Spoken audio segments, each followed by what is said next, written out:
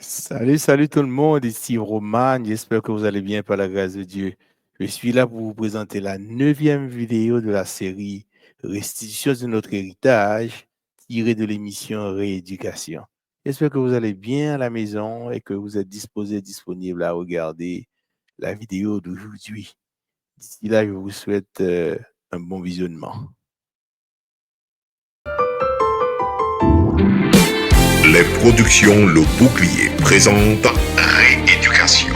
Rééducation est une émission qui se veut spirituelle, sociale et musicale. C'est un espace où certains concepts depuis longtemps établis seront remis en question. C'est un espace où la parole de Dieu a la priorité absolue sur les traditions, les interprétations et l'incrédulité. Merci pour vos prières sincères. Nous vous aimons, mais Dieu vous aime encore plus. Maranatha, Maranatha.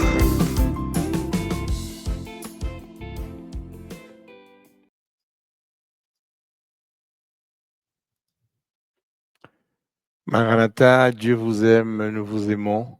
Alors, on est là pour la neuvième vidéo de la série Restitution de notre héritage, tirée de l'émission Rééducation.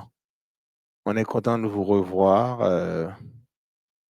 Eh bien, vous savez, c'est toujours un plaisir. Exode 22, verset 1, 7, 9, c'est l'un des versets de base que vous connaissez. Et Luc 10, verset 19. Prions le Seigneur, notre Dieu, notre Père qui est dans les cieux. Nos âmes te louent et te bénissent parce que tu as fait de nous tes enfants. Merci d'être avec nous pour la présentation de cette neuvième vidéo de la série Restitution de notre héritage. Merci de ta présence parmi nous et à toutes les heures du jour et de la nuit. Nous comptons sur toi, nous te faisons confiance. Nous te prions au nom de Jésus. À toi la gloire, la puissance dès maintenant, au siècle des siècles. Amen. Amen, amen, amen, amen. Alors, on avance. Quelques rappels et mises en contexte. Évidemment, nous continuons avec l'étude du sujet restitution de notre héritage.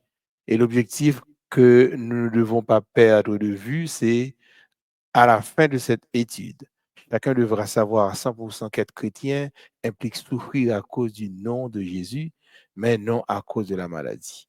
Est-ce que vous comprenez ça? Ça veut dire que si on fait profession de marcher avec Dieu, eh ben, on peut mourir ou bien on peut être maltraité à cause du nom de Jésus.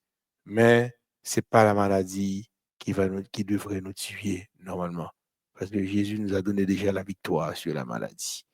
Et par ailleurs, le texte de 2 Corinthiens 5, verset 17 prouve que nous sommes de nouvelles créatures en Jésus et que l'héritage perdu en Adam est de nouveau à nous, grâce au sacrifice de Jésus, bien sûr.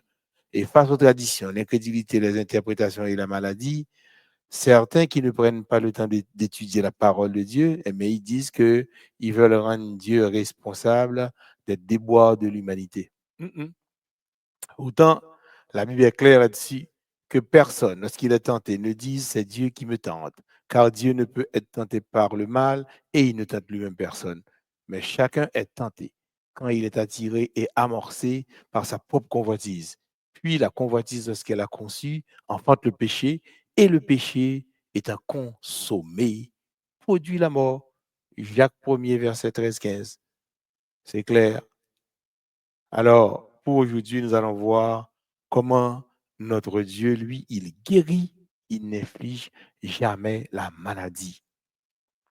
Dieu guérit, n'inflige pas de maladie.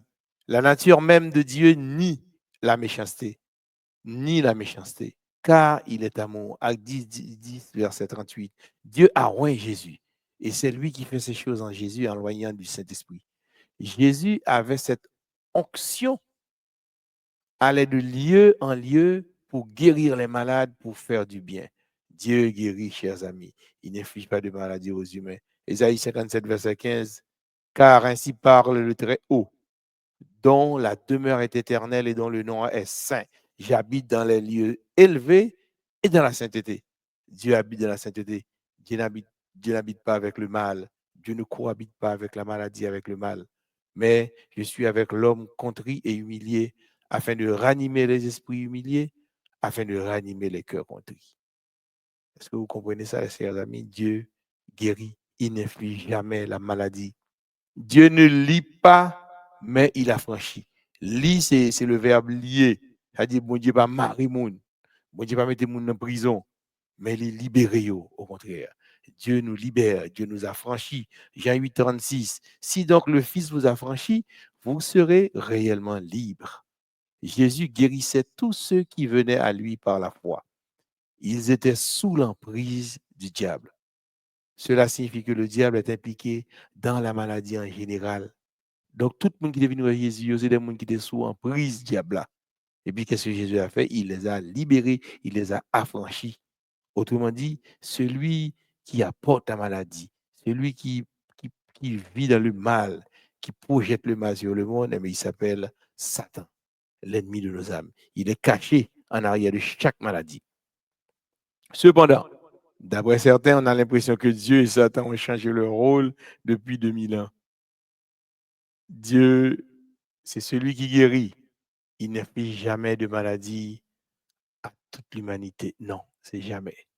On pense peut-être que Dieu rend malade et que Satan guérit. Jésus parle d'imposer les mains à tous les malades sans exception aucune. Alors, si Dieu infligeait la maladie et l'infirmité aux humains, cela n'aurait pas de sens. Nous comprenons ça parce que Jésus faisait la volonté de Dieu en guérissant. Jésus était venu sur la terre, il a dit, je suis venu pour faire la volonté, non pas ma volonté, mais la volonté de celui qui m'a envoyé, c'est son Père. Donc Jésus faisait la volonté de Dieu en guérissant. Jésus a dit d'imposer les mains à quel que soit le malade et il sera guéri. Marc 16, verset 18, ils saisiront des serpents. S'ils boivent quelques breuvages mortels, ils ne leur feront point de mal. Ils imposeront les mains aux malades et les malades seront guéris. C'est-à-dire que ceux qui font confiance à Dieu, ceux qui restent sous le manteau du Christ, mais ces gens-là, ils saisiront des serpents. C'est-à-dire, moi et ma mère, toi et moi, nous qui marchons avec Dieu, mais nous saisirons des serpents. Et s'ils boivent quelques breuvages mortels, ils ne leur feront point de mal. Ils imposeront les mains aux malades et les malades seront guéris. La Bible n'a pas dit imposer les mains à certains malades, non. Dieu veut que l'Église combatte la maladie. Jacques 5, verset 14-15. Dans ce texte, Jacques voulait savoir s'il y a des malades parmi les membres d'Église. Ce n'est pas des païens qu'on parle ici. La volonté de Dieu est que toute son Église soit guérie de quelle que soit la maladie. La nouvelle, chers amis, frères et sœurs, qu'il faut comprendre, c'est que Jésus, sur le bois infâme du Calvaire, il a pris les maladies passées, les maladies présentes à l'époque où il vivait et les maladies futures.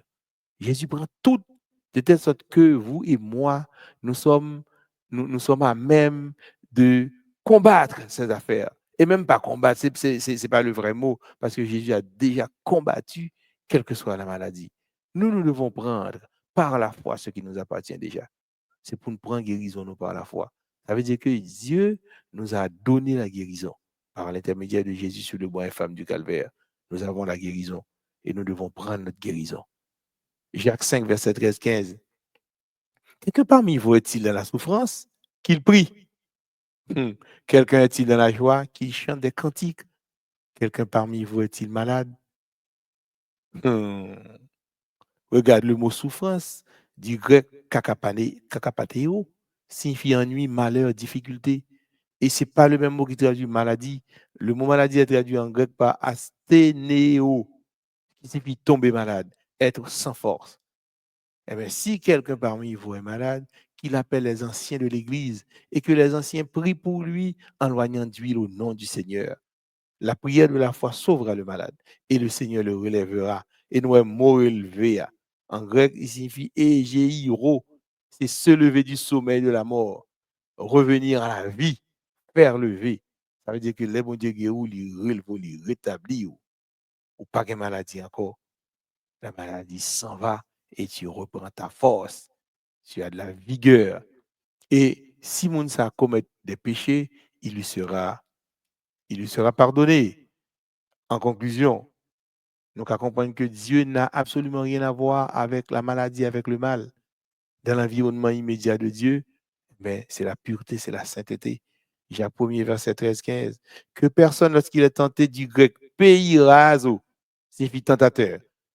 Et ça signifie aussi essayer si une chose peut être faite. Ouais, c'est essayer. L'homme, on a tenté, on l'a essayé.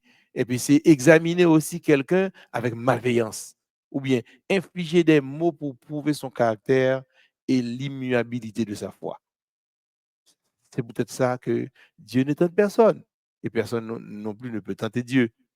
Mais que personne, lorsqu'il est tenté, ne dise c'est Dieu qui me tente. Non, car Dieu ne peut être tenté par le mal et il ne tente lui-même personne.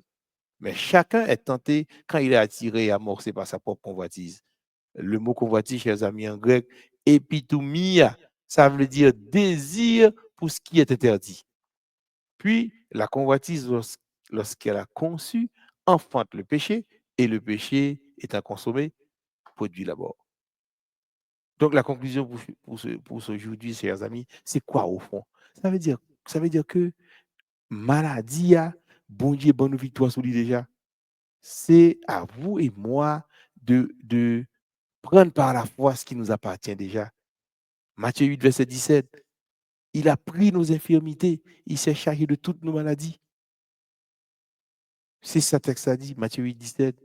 Il envoya sa parole et les guérit, les délivre de toutes leurs infections. Psaume 107, verset 20. Donc, ça veut dire que vous avez cette réalité, chers amis. Vous avez cette vérité. Dieu a pris nos maladies sur le bois infâme du calvaire. Moi-même, avant je dis là, nous devons prendre par la foi ce qui nous appartient déjà. Ça veut dire que chercher guérison nous pour quelle que soit la maladie. Donc, c'était un plaisir de vous présenter cette 9e vidéo. Je vous donne rendez-vous pour la semaine prochaine. Merci de prendre le temps de regarder, de partager et de vous abonner à la chaîne YouTube de Production Le Bouclier. À la semaine prochaine.